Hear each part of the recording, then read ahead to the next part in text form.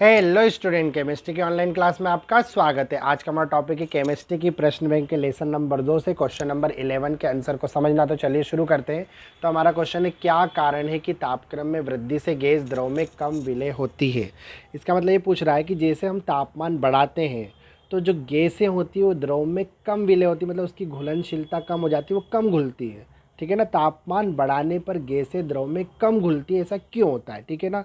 तो देखिए, जब भी हम किसी गैस को द्रव में घोलते हैं तो वह एक ऊष्माक्षेपी प्रक्रिया होती है। ऊष्माक्षेपी का मतलब होता है जब गैस जो विलय रूप में और द्रव जो विलायक रूप में, गैस को हमने द्रव में घोला तो ये घुलकर जो विलयन बनाएंगे तो उस विलयन के बनते समय ऊष्मा निकलती है। इसका मतलब ये ऊष्माक्षेपी क्रिया होती है। ठीक है ना।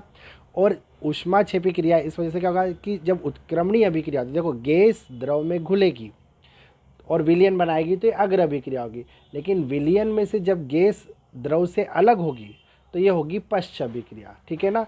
तो ये दोनों डायरेक्शन में संभव हो सकती है। विलयन में से गैस निकलती जाएगी, जैसे हम जैसे सोडा वाटर की बोतल, थम्स अप, पेप्सी की बोतल खोलते हैं तो उसमें गैस घुली रहती है, लेकिन वो बुलबुलों के रूप में बाहर निकलने लगती है, मतलब उस विलयन में से द्रव से गैस अलग हो रही है। ठीक है ना। तो ऐसी कंडीशन में जब उत्क्रमणीय अभिक्रिया होती है तो ली शातिल्य के नियम लगते हैं। ली शातिल्य का नियम ये कहता है कि जैसे अभिक्रिया साम्य में, ठीक है, तो इसमें दो डायरेक्शन है, अग्र और पश्च। तो कौन सी अभिक्रिया की स्पीड तेज होगी, अग्र अभिक्रिया की कि पश्च अभिक्रिया की। ठीक है ना। तो ली शातिल्य का नियम कहता है कि किसी अभिक्रिया को प्रभावित करने वाले जो भी कारक होते हैं, जैसे ताप हुआ, दाब हुआ, आयतन हुआ, ठीक है ना, अगर उनमें परिवर्तन किया जाता है तो अभिक्रिया उस दिशा में जाना चाहिए जिससे वो किए गए परिवर्तन का विरोध करे। मतलब जो भी आप परिवर्तन कर रहे हैं अभिक्रिया उसका विरोध करना चाहिए। ठीक है ना। अब आप देखिए, आप ताप बढ़ा रहे हो, अग्र अभिक्रिया में ताप बनता है, मतलब टेम्परेचर बनता है। अब आप इस अभिक्रिया में ऑलरेडी टेम्परेचर को इंक्रीज़ करोगे, तो अगर अग्र अभिक्रिया में ताप बनता है तो फिर पश्च अभिक्रिया में ताप कम होता है। तो आप ताप बढ़ा रहे हो तो अभिक्रिया जाएगी पश्च दिशा में ताप को कम करने के लिए।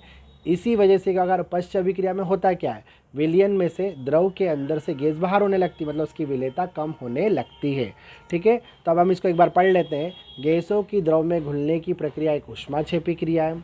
ली शातिल्य के सिद्धांत के अनुसार जब हम ताप बढ़ाएंगे, ठीक है ना, तो गैसों की द्रव में विलेयता कम हो जाएगी।